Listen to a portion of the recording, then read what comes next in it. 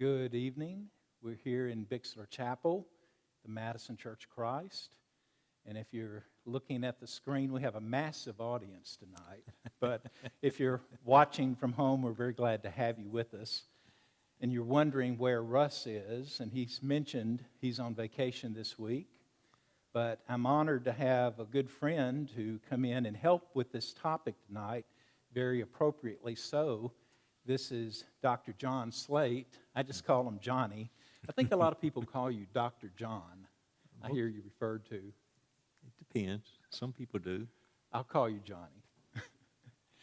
But we're going to be talking about anxiety, a Christian perspective on anxiety, particularly with children and teenagers. And I've worked with that. John has worked with that.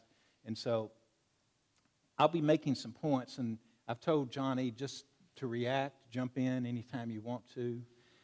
We may just take our time and go through this, and they may be a two-parter, John. We'll see on this. We'll see, just see how much we have to discuss. But to me, this is a very practical topic. I mean, we know how anxiety-ridden our times are right now for all the reasons. I mean, of course, the pandemic that has swept the world, the election, racial issues, and children, teenagers are affected by this too. Right. We've seen a rise, across the country of mental health issues, people seeking help because of anxiety. And we can understand it in adults, but it's affecting young people as well. So we're going to talk practically, Johnny, but first of all, let's tell them how we know one another and how far we go back. Talk about softball a long time ago. I was 9 years old, and Frank was older than me. He was 10. And we were in Boy Scouts together here at this place. And we've been in each other's weddings. Yes. We were in college together. Yes, roommates. We both ended up going down to Texas. Yes. And we kind of... We were Now youth we're back ministers together in Texas in different churches, but we were in Dallas. Mm-hmm. You were a missionary in New York. New York. That Madison sponsored. That's right. I remember you calling me when Mandy was born, your daughter from New York. And I named my son Scott, who was born on Frank and his brother's birthday. Right. So we're kind of close. Yeah, we just have done a lot of things together over the years, and now John has his doctorate in counseling, and he's worked a lot with drug and alcohol issues, and you're seeing children in your counseling setting now as well as adults. You'd mentioned like you were seeing even a 4-year-old. Yes, we have 4-year-olds, 5-year-olds, 8 years old. I would say that under 15 years of age, I would say comprise about 40% of our practice. I don't know if you find that shocking or not, or disturbing that many young people need help, but that's the truth. It is. Well, let me share some information that I have, and Johnny, you react to this or not, but just talking about stress first. I remember having a conversation with my grandmother years ago when I was a child about something that I was worried about. And she said, well, children don't worry. And even at the time, I thought, well, yes, we do. Children worry too. They do. And I don't think I've had a big problem with worry in my life, but I know children worry. But let me talk about stress. There are different types of stress. There are internal stressors and there are external stressors. Like an external stressor for a child would be like an exam, homework, things that are tangible. Internal stressors for children would be like, where do I fit in? Fear of rejection, fear of failure. And they feel it very strongly. Have you ever experienced that with someone that you've worked with? You were talking about the pandemic and how the changes it's making. Our office is running over right now, and people are at home and they're not getting along, especially this word called divorce. I think is one of the biggest external influences that I've seen. because often children are the tool with which each parent tries to get back. So if the daddy says that your mommy is not to be trusted and not a good person, and then the mama says your daddy's not a good person, not to be trusted, what's the child to think? Who can I trust? They're caught in the middle. Yeah. And so they get rejected, they get neglected. Of course, I deal with a lot of people with abuse, either physical abuse, to drug and alcohol abuse, and the neglect that they get when the abuser. And we're seeing some severe physical abuses now, Frank. I mean, very severe. Because families are trapped at home together is part of it. Yeah. And people are just evil. they're just full of evil.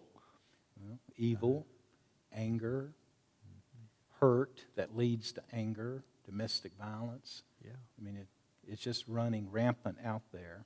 Yeah. Children bear the pain of the family. They're typically a reflection of what's happening in the family. Mm-hmm. It's not that they themselves are instigating all of this. They're showing what's happening in the family many times, the ones that are troubled. They are. And I've noticed, and it's obvious, children learn what to do when they are stressed. Parents can help a lot if they model healthy ways of managing stress, like just talking about feelings, talking about their life, using their best communication skills. Right.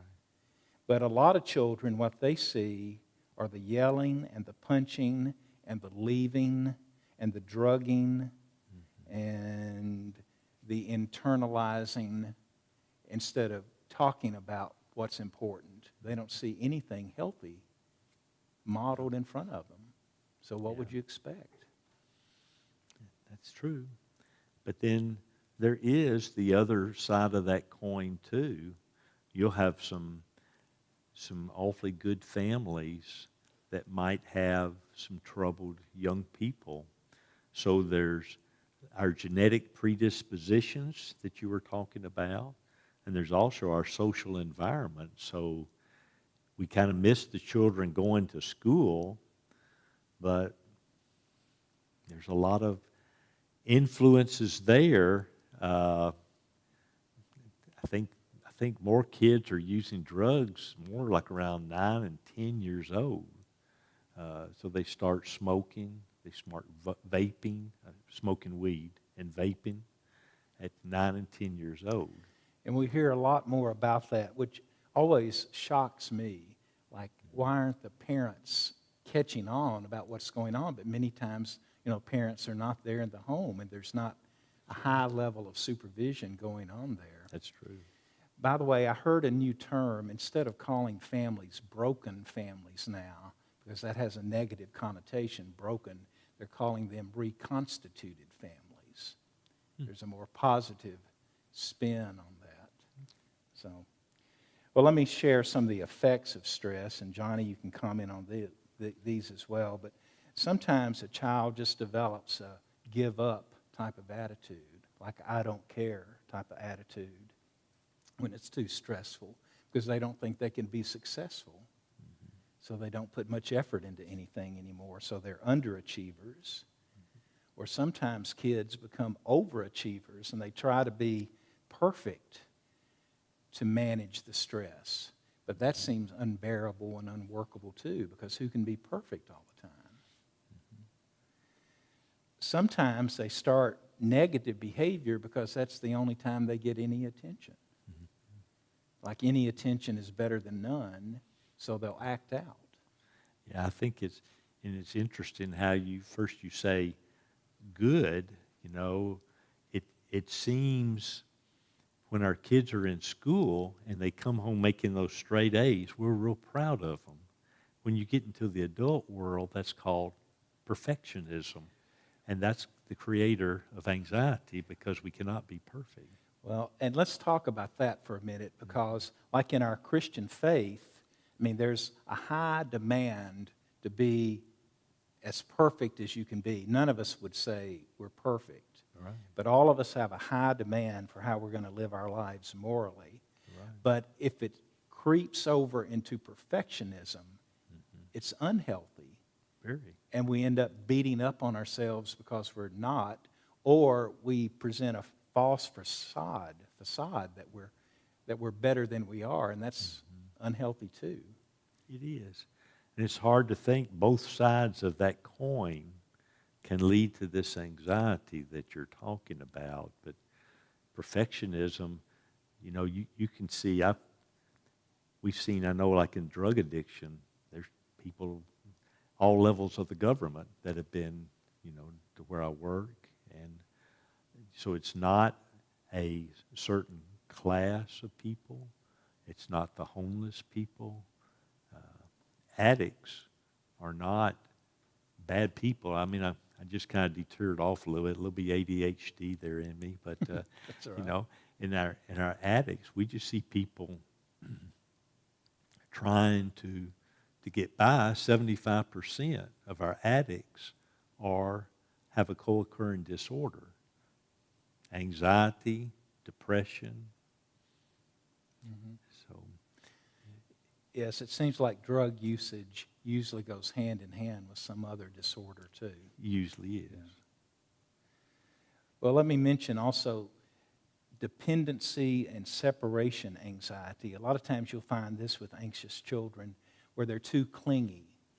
They don't want to let go. They're trying to find security and they're hanging on too much.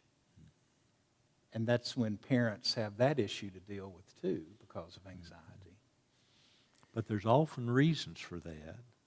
As you know, attachment issues, those little babies, I just left my daughter who just had a 4-week-old baby. Congratulations. And babies are made to be touched, to form emotional bonds with. And Frank, I'm seeing an awful lot of kids that I'm diagnosing with reactive attachment disorder. So in other words, they aren't feeling attached to their parents. They aren't bonded to them, and they just feel like a sixth finger. And so when we see anxiety and conduct disorder only in the home and not in the school, to me that's the difference in ADHD versus reactive attachment disorder. And so, it's hard to think of these children. I have 7-year-olds that I've given the diagnosis to reactive attachment disorder, and they're perfect kids in school. Isn't that strange? So they're reacting against the situation at home. They must feel safe at school, safer than at home. And that's a sad commentary when you think about it that way. But I guess there's something in our modern society that works against families then, being that close unit to form the attachments. Yeah, most families, the men and women are working. And during this pandemic, you've got high levels of anxiety. And, when people are isolated like this, you got high levels of drinking and drugging. And it's just all living. It's a pandemic in the household is what we have. Our pandemic in our household is resulting in stress and anger and a mess. We're being pretty negative, aren't we? It sounds like it. I don't see any good people. Well,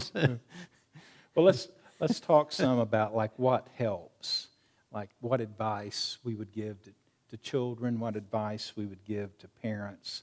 Let me suggest some things, and you just kind of throw in on this. But a lot of times, what helps children is just living life, and they have to bump up into consequences.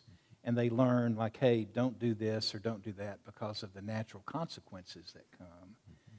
What I've noticed, sometimes parents are too quick to jump in and rescue children from the consequences. Mm-hmm. So they're not learning their lessons like they're supposed to learn. Mm-hmm. Yeah, overprotection. overprotection, which I think for us Christian parents and grandparents, I think that's a problem for us particularly, because we see the evils in the world, like what you're talking about. Mm-hmm. And of course we want to protect, but we also have to prepare. It's both, protect and prepare. Mm-hmm. So we can't be overprotective on that. Another thing I think that helps is just letting children play unstructured play instead of everything being so organized by parents. Mm-hmm. I mean, we see little 4-year-olds running out on the diamonds with their names on the back of their jerseys. Mm-hmm. I mean, everything is already organized for them. But I think children learn a lot just by playing on their own. But they're not getting a lot of that because we want to structure it for them. And we're protecting, we're isolating because of COVID. Yeah. And so they aren't getting to interact. Which is another problem. I know you have more grandchildren than I do, and you have quite a range of grandchildren from what, 4 weeks to 17? Yeah. How many grandchildren do you have? That's 4. Okay, 4. I've got 2. But, I mean, I hear stories about my grandchildren. I mean, they want to see their friends, but they're not being able to. And can you even imagine a school teacher with 30 kids at home rolling around trying to learn on a Zoom classes and trying to keep track of that many kids at home? Yes, so we give a lot of praise to the school teachers out there who are working so hard to try to figure this out. Right. And to the parents who are trying to help them figure it out too. Right. Yeah. All right, another thing that helps children, I referred to it earlier, just having good communication skills modeled at home. But a lot of times, well, Diane will tell me this, and I know this is true. A lot of times I don't use my best communication skills at home. I use my worst. I just go around grunting or something.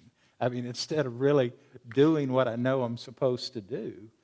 But to really model for the kids, I mean, we need to use our best skills and be involved. And realizing that for kids, communication is a tremendous problem because they haven't seen they've seen what their parents have modeled, what you've said, but they don't know how to communicate their anger. They don't know how to communicate. We've had recently several children that were physically and sexually abused over a year ago, but they're just now feeling strong enough to report it to DCS. And so children don't know how to express what's happening to them. It's very difficult. And you wouldn't always expect a child to know what to do in those situations. And I know sometimes they'll try to communicate something to the parents, but they aren't believed. They aren't believed. That's true. And some parents might even say things like, well, in families, this is what we do and it's okay. And this is something, keep your, this is our family business. And it's not anybody else's business. We hear those words a lot. Okay, here's another thing. I say thing, I can find a better word than that, but a way of helping our children is just making sure that they feel like they belong, that home is a safe place. Like you can talk to me as a parent about anything, and you don't have to be embarrassed. And I will believe you. I will take your side. I'm your ally here. I'm not your opponent in life. They don't even feel safe in their own homes. It strikes me as really sad, Frank, that I think our usual rate is $150 an hour. And it just strikes me, it hits me a lot of times to think that somebody is paying me $150 to listen to them for an hour. I think that's so sad. That is sad. And talking about our profession as counselors, I would agree. I think it's sad you have to pay somebody to listen to you, and a huge amount of money to listen to you. And that just doesn't seem right. And I know, I mean, you want to work pro bono, and you want to give your time away, and so do I. I mean, there are just so many people hurting out there, and I wish they had the family and friends to turn to. But you know, Frank, because of our litigious society, you have to have plenty of professional liability insurance to be talking to anyone, because counselors are often in lawsuits. And so it's, where do you go to get some answers is a difficult thing. And so a lot of times counselors are limited in directing people. We don't direct. We help people come to conclusions on their own, and we offer resources, and we help to clarify situations for them and give them some coping skills. But you can't tell a woman, you can't say, well, I would leave that man. If I were to do that, I would be sued and I would lose my license. And that's sad too. I mean, I know exactly what you're talking about. We have trouble being direct because we fear the consequences. Mm-hmm. Yeah. I mentioned something else. Children need predictability in their home. They need schedules. Oh, yeah. They need to know, like, hey, we eat dinner at 6 o'clock in our family. Mm-hmm. But what I've noticed, our families are so wildly divergent about any type of schedule, it's hard to find any predictability now. It really is. Traditions that family has traditions they do together, something kids look forward to, but even like eating meals together. I know of one family I worked with where one of the guys said, none of us ever eat together. All of us are on our own for dinner every night. We all just go and make our own meals, whatever it is. Teenagers in the home and parents. I've seen some homes with multiple refrigerators because, the parents want to make sure they get what they have, and the kids can fight among themselves about what's in the other refrigerator. I've never seen that, but that... I don't mean just one family. I'm talking several. It's becoming more common where food is hoarded in separate locations in the home. It's hard to see that as much of a functional family then, when that's the case. Yeah. All right, here's something else. Children need role models who are at peace. I think that's the main way children learn to be at peace. They're modeling what's happening at home. And I'm very thankful I had a mother who was at peace. She was. So I don't struggle with this like a lot of people do, thanks to what I experienced growing up. But a lot of people have the opposite of that. They have parents who are very erratic and anxious, and so of course they're going to reflect that as they're growing up. So it goes back to what we parents are like. Yeah, I'm thinking of, you and I were talking before we started this about a friend that we know that, in Nashville we've had the tornado the first of the year, and now we've got the pandemic. And there's many people that are homeless and are struggling to hold on. And it's very panicky in a lot of situations, Frank. And maybe sometimes we're isolated from that in our areas, but you're right. And I'm working with some people too in a homeless community that it's an entirely different world, what they have experienced than what I've experienced. It hasn't been fun for me, what we've gone through, but it hasn't created a crisis for me like it has in some others. Yeah. All right. Also, what helps children is having strong personal relationships with adults besides their parents. I know Rusty and I talked about this a week or two ago, but mentors or some adults who care. That's why teachers are so important in the lives of students or coaches. But another go-to, sometimes it's us grandparents. I mean, how many children are being raised by grandparents? Boy, that's common. I don't even know the statistics on that. But sometimes it's the grandparent who becomes the strong, stable relationship that they can go to. Yeah, my wife works with CASA, and she said she works with families that are split up, that the children are taken away from the parents. And we often see grandparents stepping in a lot when the parents are on drugs, when they're homeless, when they don't have jobs, and the courts give them every resource. They actually give them a bus ticket to come to court, to give them jobs, and they won't come there. And so she's got several people that I know she works with that the grandparents are raising the children. In fact, I have some coming to us that are uncles and aunts raising children too. So I guess the bottom line is the families need a lot of work, and they have to be the priority in life, strengthening families. And we would wish that Christian families had a great advantage. We would think so because of our belief in God and the promises of God. But I have to say, but many times Christian families are just as messed up as any others when it comes to divorce rates. And so we're just a reflection of the world many times. Unfortunately. Yeah.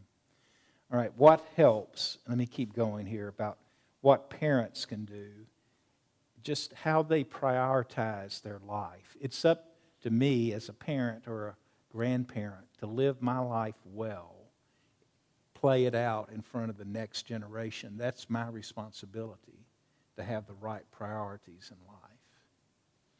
Yeah. I like a little phrase I once heard, Frank. I'm responsible to my grandkids and to my children. I can't be responsible for the outcome for my children, but I am responsible to them. Now, I love that statement. I'm responsible to my child and grandchild. Many times what they need to see and hear, the actions of their parents, not just the words of their parents about how to live, but they need to see it lived out by seeing parents in prayer, knowing for real that they're being prayed for and other people are being prayed for. I mean, I think it's really powerful, not when parents do it for a show or the effect of it, that would lose all of its meaning, but just a genuine prayer time in family. And I think it has a calming effect upon children when they know that's real, that parents are praying for them and others, and that parents have quiet times too, where it's not just all about the activity and how much we can accomplish. What I've noticed, it seems like it's not driving a Cadillac is the sign of success anymore, but it's almost how busy are you? You know, busyness is the badge we wear of importance. Look how busy I am. And how can you say, well, that's the main key to success, how busy you are? Maybe it's how prioritized your life is, where you have the quiet times. And let me throw this out too. I mean, I think parents need to be reading. I mean, not only Scripture, but just about family life, or just to read more widely anyway about life. We have become, now this is a whole different topic, may want to save this about the technology. I mean, we have become parents, the technology addicts too, where it's always about our cell phone and our computer, our laptop, and maybe we're modeling the opposite of what we want to be showing to our children. Yeah. If we want to be examples to our children, we have to, I think most people, a lot of people in Nashville, Tennessee, believe there is a God. But Frank is a very small minority that trusts that God. And you have these promises throughout the New Testament. My favorite one last year was Matthew 11:28. And this is Jesus saying to bring your burdens to me, to give your burdens to me. And if you look at the Bible, it's full of resources, like at the place where you're working. For a whole year, I taught a trauma class there and how to resolve trauma with spirituality. And what you were saying, like seeing us praying and seeing us reading. And when you think of anxiety and you think of faith, Frank, are they opposites? Yes. Faith and anxiety are opposites. Yeah. And so I believe that God is directing my path. He promises it throughout the Scripture. He says there could be some valleys that'll be long and dark. But I really believe that God is directing our path. I don't understand it. But I think the things that I've gone through in my life, the bad things and the good things, I think my God is big enough to handle that. And I think He's directly involved in my life. I don't mean me being special. I just mean me just being in my own little world. And so my worry is left up to God. He's just going to have to take care of me. I'm afraid I've seen enough bad things doing this counseling that I'm powerless. And to me, this is the most important part of what we've said tonight so far. I mean, it's really being ourselves, believing what you're saying, that we trust God, that He will take care of us. And that we live that way and model that for our children so they will also get that same feeling. Because it's true. I brought along a list of 30 scripture to help us when we're feeling anxious. And I won't go through those right now, but I was just thinking, if parents are going to use technology in a helpful way, well, send your child some Bible verses. I mean, one a day, something to help them calm their own inner demons that are in there, the anxiety that's there. Yeah, even more helpful than that would be to discuss that. What do you think this verse means? Well, you're right. Not just send it, but talk about it. Yeah. Well, let's try one. Let me just pull out a verse, and let's talk about one. How about that Matthew 11:28 I talked about? All right. If you think about cast, your burdens, He said, bring me your burdens, and I will give you peace. Frank, I struggled with that verse last year. And about the first 4 months of last year, I interpreted that to mean, if I take God my burdens, He's going to take care of my burdens. And that was incorrect. It said that come to me, all you who are weak and burdened, and I will give you rest. He doesn't say He's going to take the burden away. And it took me a while to see that answer. But there's a promise there. I can have rest. Let God have that burden. I don't know what to do with it. I don't know, this is what my doctorate is in, and I don't know how to, I don't have all the answers at all, Frank. So it's turning it over to God and trusting the promise that He will give us rest, not that the burden will be taken away, but we'll be able to cope with it in a good way. We can rest. Right. Well, I found one statistic. 20% of children, not even talking about teenagers right now, have some form of an anxiety disorder. 1 out of 5, from mild to severe. And this was a shocking part to me, more children are being diagnosed with anxiety disorders than adults now. Oh, wow. See, I didn't know that. I didn't know that part. So we're dealing with something very real here. I mean, 1 out of 5 children with a diagnosable anxiety disorder. What do you think about that? We see a lot of children, and they have serious issues. I didn't realize it was that high. So with children, what produces the anxiety? And I want to go hit this from a different perspective now. A lot of it, particularly when they hit middle school years, I think, well, even with little ones too, where do I fit? Who is my group? Who are my friends? I remember one study, and this may actually go back to something you did years ago in a master's degree, because I think I have this memory. Even first grade, or about a beauty contest. Oh, yeah. See, I remember that. Now, it was something about children in a beauty contest. Right. I think that was something about my master's thesis, was something I can't remember it, Frank. Seems maybe. Well, I had another piece of research I was going to throw out here. Even first graders are able to identify, if you ask them, who are the winners and who are the losers in your class. First graders can quickly identify who they think are the winners and the losers, who are the popular ones, who are not. So they're starting to sort themselves out in the first grade. And I remember the beauty contest, your research was something like that. You know, the pretty kids, beautiful kids. Have better self-esteem. Yeah, have better self-esteem. But they're already beginning to identify that early. Am I pretty? Yeah. Am I not? Yeah.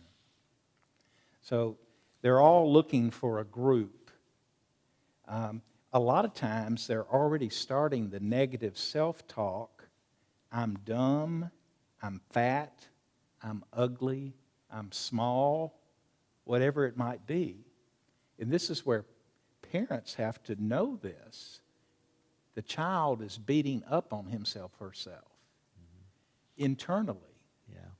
I had about a 8th grader that came to me a few months ago, and she wanted the diagnosis of ADHD. And she said she was depressed. And I gave her some testing, and she wasn't depressed. And her parents said they wanted the ADHD diagnosis. And I said, but she's an honor student in her class. I said, there's no hyperactivity with her at all. You know, you don't have a lot of ADD or ADHD children that can sit in a chair for a long period of time like she could, especially in an honors program. And so they left. They didn't come back. I saw her for 2 months, and everything was good. But then when I told her, I said, I don't believe your child has ADHD. And I asked her teacher, and her parents both did the Vanderbilt assessment, and neither results supported So they wanted a diagnosis. That's what the girl wanted. And I think that's her group at school. And she wanted to be that person, but she wasn't. And they didn't like it so much, I didn't see them anymore. Well, that's interesting. She so desperately wanted to be a part of a certain group, she was willing to shift her personality. Yeah. Well, let me mention this too. Internalizers, children who suffer, but you wouldn't know it because it's inward and it's in their thought life, in their mind. And sometimes you can catch differences in their moods, but they're not putting it out there verbally for parents to even see it. But inside they're hurting extremely. Awful lot of those. Well, here's another one. Body image. I've already referred to that one. But with boys, you know, they want to be athletic, they want to be big, they want to be strong. with girls, they want to be slim, and the pressure of looking a certain way, I mean, that produces extreme anxiety. It is. It does. So I'm just reflecting on how much pressure our children are under from so many directions. So they need us as parents to be able to hear their pain. They're going to find a group of people that will accept them. It might be who the parent would not choose necessarily, but there's some groups that are very accepting of everybody. The lowest common denominator. A lot of times it's those type of groups. It's the drug users, the people that have anger issues, or that are racial, people that, there's groups in the schools that are, if you're not in that in group, you're just nobody. You want somebody to accept you. And here's a problem with that. A lot of times the in group, they're not the good kids. No. They're the mean kids. Yeah. And they're popular for the wrong reasons. The wrong reasons. So somehow we as parents have to fortify our children to be strong in these difficult times. But that means I want to have a child or a grandchild who would tell me what's going on, where they're not going to fear me, like my criticism or my anger or lack of acceptance, where they will feel safe with me. So, Frank, I have a question for you. Yes, doctor. Frank, your son is a young man that I admire. Really don't know him very much, but I know the things that he's gone through school, his attitudes, his life. What do you think with your son was the strongest thing that you did to influence him to become, goodness, he's a professor at UT. What do you think was the most important thing you did with your son? All right, I'm looking at my wife out there. Diane, I'd be interested in what you would say. Is it just that we tried to live it well in front of him?